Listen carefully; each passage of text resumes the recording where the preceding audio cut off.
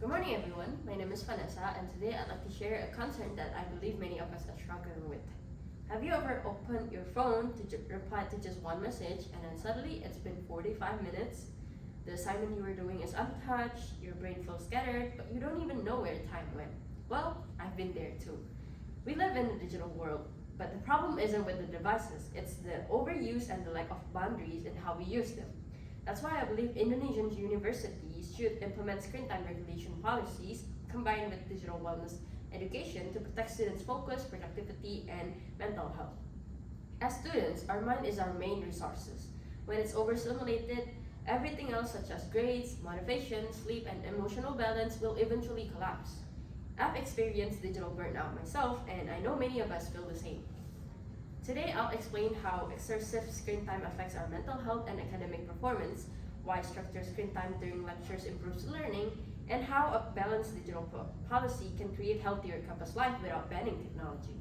Let's begin with what excessive screen time is doing to us right now. Firstly, the problem. Digital overload is hurting students. Research by Offer et al. In 2009 found that students who constantly switch between digital tasks become less able to filter distractions, leading to a weakening focus over time. It's not that we lack of discipline, but our attention system gets trained to stay scattered. Similarly, Kane and Mitroff in 2011 showed that frequent media multitaskers struggle to ignore irrelevant stimuli, making it harder to stay mentally present because there are many distractions. So, even when we want to focus, the mind slips away on its own. Beyond focus, Elhai et al. In 2017 demonstrated that problematic smartphone use is linked to increased anxiety and depressive symptoms, partly due to constant comparison, pressure to respond, and lack of mental rest. This can happen when our phones become our emotional coping tools. Furthermore, Lab et al. In 2014 also reported that higher phone usage correlates with lower academic performance and higher anxiety due to constant task switching that disrupts concentration and memory retention, as well as social comparison pressure. So clearly, something needs to change, but banning phone isn't really realistic. Therefore, what is the solution? Secondly, the solution. Instead of prohibition, universities can introduce short phone pause moments during lectures, letting students putting away their devices during explanations and discussions.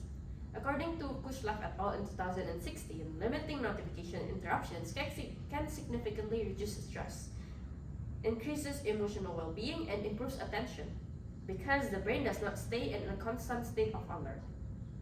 Additionally, digital wellness program can also help students learn how to manage their notifications, avoid multitasking, and use technology wisely. Students will be able to maintain their focus and prioritize their academic performance first.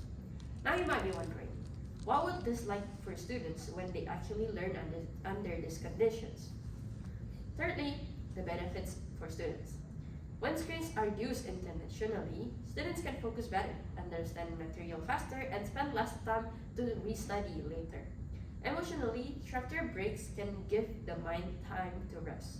Constant screen use often heightens anxiety, but small pauses help students feel calmer, more present, and less overwhelmed.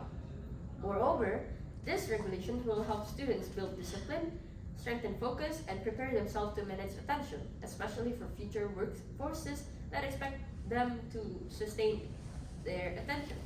So, this isn't about restricting the technologies or devices, but it's about regaining control over our own attention.